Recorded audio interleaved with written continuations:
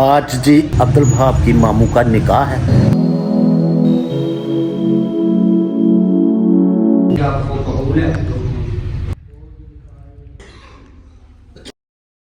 अस्सलाम वालेकुम व्यूअर्स, कैसे हैं आप? खैरियत से हैं? आज का व्लॉग करते हैं जी शुरू। आज मैं फिर साईं नाजे के बेरियों में पहुंचा हूं और साईं नाजा बैठे हैं बेर पकड़ के। हाँ जी साईं जी, अस्सलामु अलैकुम। ठीक ठाक हो? ए की अज किन्ने के बेर लाए जे? अच्छा मैनू एक गल दसो कि ए किसी नू सौगात देनी है कि या बेचने ने या फरोख्त करने ने? बेचन वास्ते। ए बेचन वास्ते? ए दसो हाँ जरा व्यूअर्स केड़े बेर ने? जी मीर खानी। ओए होए होए होए, क्या बात है जी, क्या बात है, माशाल्लाह। सही नाजा जी, ए किस तरह फरोख्त कर रहे हो उथे रेड़ी ते? जी रोज़ा इफ्तारी वास्ते लोग ला आंदे, फिर शामी ए बजवात दा तोहफा का समझ के लोग करदे ने। ते वाकई यकीन कर सही नाजा, सोहनी जड़ी है ना बेर ने, ए वाकई जेड़ा ना बजवात दा लोग तोहफा समझ के ना ए बेर खरीदे ने सियालकोट।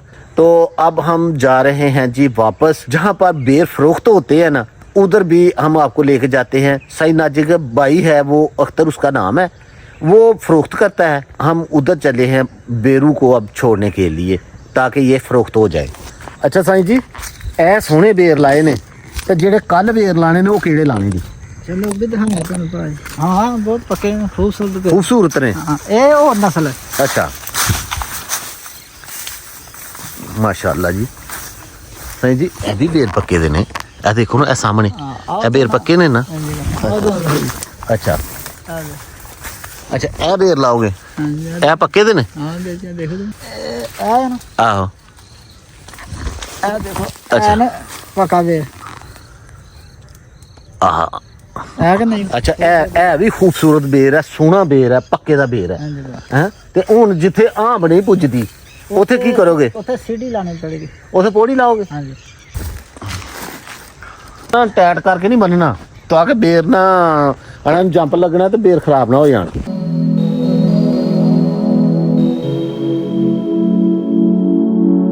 जी बेर बिकने के लिए जी तैयार हैं, सेल करने के लिए तैयार हैं माशाल्लाह से। यहाँ पर सेल होंगे तो बेर देखे माशाल्लाह माशाल्लाह जी, माशाल्लाह मोटा बेर जी।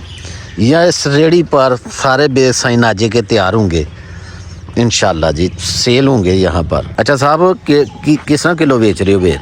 साहब जी 200 रुपये किलो। 200 रुपये किलो? 200 रुपये किलो सेल किए जाते हैं। जे कोई माड़ा बंदा आ जाए तो 100 किसी को 50 रुपये भी दे दिए जाते हैं। अच्छा अच्छा, किसी बंदे नूं नाराज़ नहीं करना, ठीक है?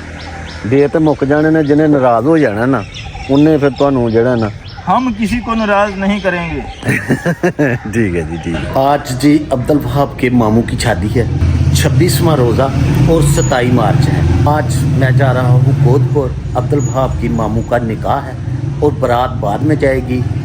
तो आज निकाह है, उसके लिए हम जा रहे हैं गोदपुर। हाँ जी साहब, हाँ जी आज बड़े खुश हो? बस अज तो फिर खुशी तो है माशाल्लाह, आज खुशी हो रही है। हाँ जी। क्यों फैसल भाई? भाई उन्हीं कह रहे मैं बहुत खुश है।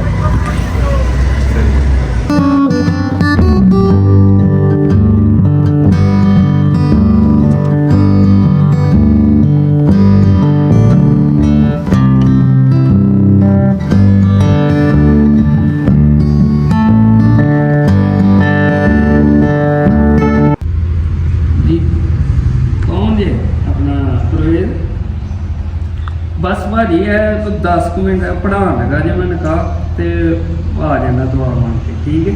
तुसी उत्थे मस्जिद च ही बहो, मस्जिद च ही बहो जी। ठीक जो मोहम्मद सल्लल्लाहु अलैहि वसल्लम के बाद लफ्ज़ नबी किसी भी तशरीह या किसी भी मुमकिन हवाले से नबी में पढ़ लें। बिस्मिल्लाहिर्रहमानिर्रहीम। बिस्मिल्लाह ला इलाहा इल्लल्लाहु मुहम्मदुर रसूलुल्लाह अशहदु अन ला इलाहा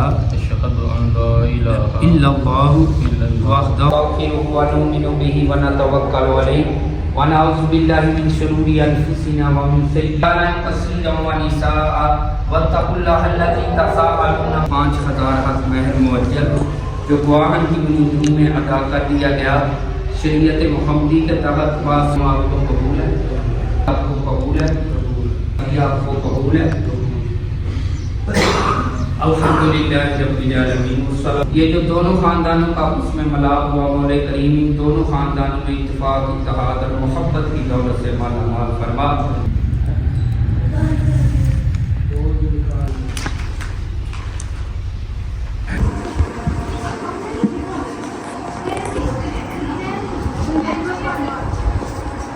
हाँ जी बाबा जी, हो गया फिर मामू जी का निकाह? ਤੇ ਮਸਜਿਦ ਵਿੱਚ ਨਿਕਾਹ ਆ अच्छा जी। ਮੌਲਵੀ ਨੂੰ ਕੋਈ ਟਾਈਮ ਨਹੀਂ ਹੈ ਨਿਕਾਹ ਕਰਾਉਣ ਦਾ ਅੱਜ, ਕਿਉਂਕਿ ਤੁਹਾਨੂੰ ਪਤਾ ਕਿ ਉਹ ਅਸਤੀਨੀ ਸੀ ਨਾ, ਹੋਰ ਵੀ ਇੱਥੇ ਨਿਕਾਹ ਹੈ? ਟੈਲੀਫੋਨ ਆਉਂਦੇ ਪਏ ਸੀ ਸਾਰੇ ਲੋਕਾਂ ਨੂੰ ਨਿਕਾਹ ਦੇ ਆਉਂਦੇ ਪਏ ਨਾ, ਮੌਲਵੀ ਨੂੰ ਹੋਰ ਕਾਹਦੀ ਟੈਲੀਫੋਨ ਕਰਨੇ ਸੀ ਲੋਕਾਂ ਨੇ। चलो सही। ਉਹ ਜਨਾਬ ਕਰੀ ਅਦੂ ਟੈਲੀਫੋਨ ਆ ਜਾਏ, ਕਰੀ ਅਦੂ ਟੈਲੀਫੋਨ ਆ ਜਾਏ ਕਿ ਪਹਿਲਾਂ ਇੱਥੇ ਆਓ, ਕਰੀ ਪਹਿਲਾਂ ਫਿਰ ਇੱਥੇ ਆਓ। ਫਿਰ ਖਾਣਾ ਛਣਾ ਖਾਧਾ, ਨਮਾਜ਼ ਪੜ੍ਹੀ ਤੇ ਹੁਣ 11 ਮੇਰੇ ਹਾਲ ਵੱਜ गए ना, 11 का टाइम बिल्कुल रात के 11 का टाइम हो गया। 11। तो भी बस आज के लिए इतना ही। अपना और अपने गिरदनवा का ख्याल रखें।